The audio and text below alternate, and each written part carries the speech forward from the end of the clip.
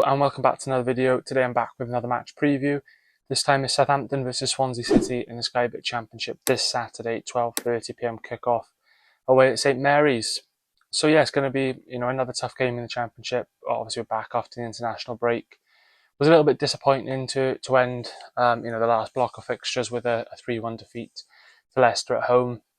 I don't think it was that bad of a performance. Two screamers from Leicester and then a really lucky goal towards the end, which I thought we did really well against a good team like Leicester, and then we did well to get back in it so late on, and then the hope was sort of shattered not long after that with another worldie from Leicester. So yeah, a bit disappointing in terms of the result, but I think the performance was pretty good. Yeah, hopefully the break's done us good. We've had a few players who've contributed throughout the international break. Obviously, Omji Sung got a goal. Ben Cabango played against Belgium. Liam Cullen playing against England. So we've had a few other players as well, like Stamenic and Burgess as well. So yeah, a lot of our players have contributed, and hopefully it's done them well. And those who aren't playing internationally, the likes of Timon, Key, Ronaldo, Franco. Hopefully the break's done those players well, and we can get back to it now against another one of the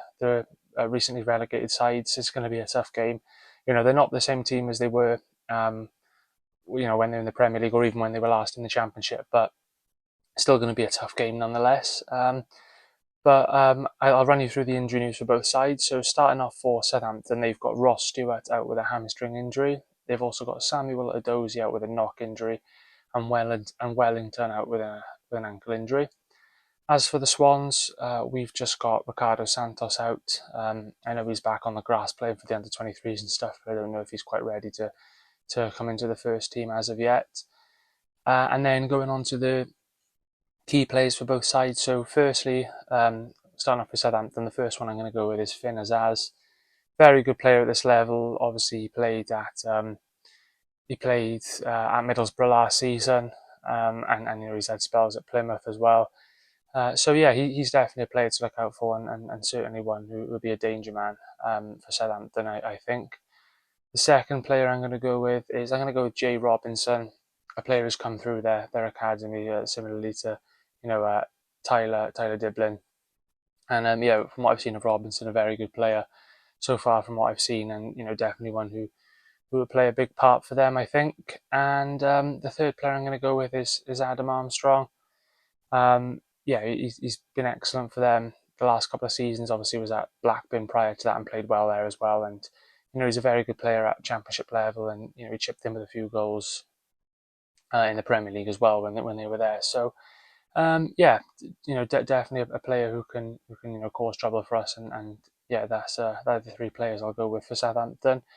And they do also have three ex-Swans players as well in Ryan Manning, Flynn Downs, and Nathan Wood as well, all at the club fairly recently as well in the last 3 or 4 years or so. So yeah, they'll obviously be up for this game, and it wouldn't surprise me if any of them scored. I know they're all defensive-minded players, but it still wouldn't surprise me if they got on the score sheet. But then going on to the Swans key players, and so if there's any Southampton fans watching this, I think these are the players you need to keep an eye out for the Swans. Firstly, I'm going to go with Ethan Galbraith, absolutely excellent signing that we've brought in from Leyton Orient, and he's made the step up, and he's done it with ease really. So yeah, I'll go with him.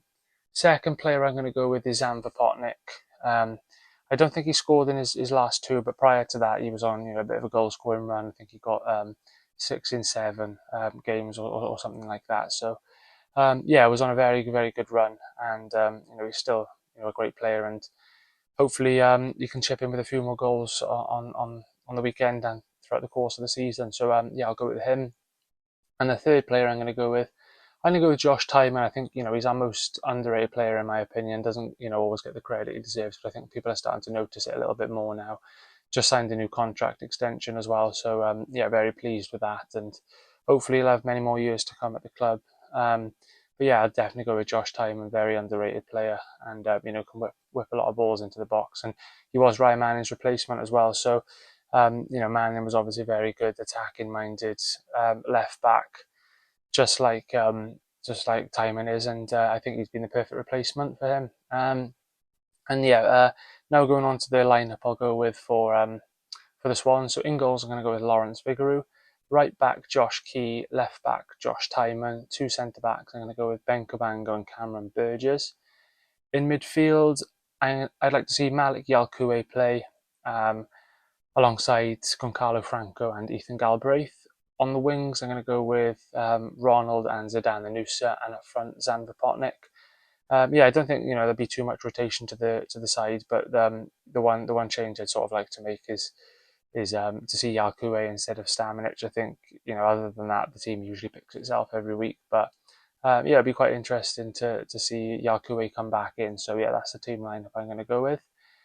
And then finally onto a score prediction. Then it's going to be a tough game against Southampton, but I am going to back us. I think it'd be a real statement if we can go there and pick up 3 points, which I'm confident. I think we're going to do. I'm going to say Southampton 0, Swansea City 1. I think we're going to scrape a 1-0 win. And I'm going to say to get the goals and Vipotnik to continue his good goal scoring form this season. So yeah, that's the prediction I'm going to go with. But it's going to be a tough game against Southampton. We haven't really got a great record against them, but hopefully we can turn that around on the weekend and get a positive result and hopefully bring 3 points home. But yeah, once again, a massive thanks for watching this. Unfortunately, I won't be attending the game, but I'll be doing a match reaction as usual. So yeah, as I say, massive thanks for watching this and stay tuned for that.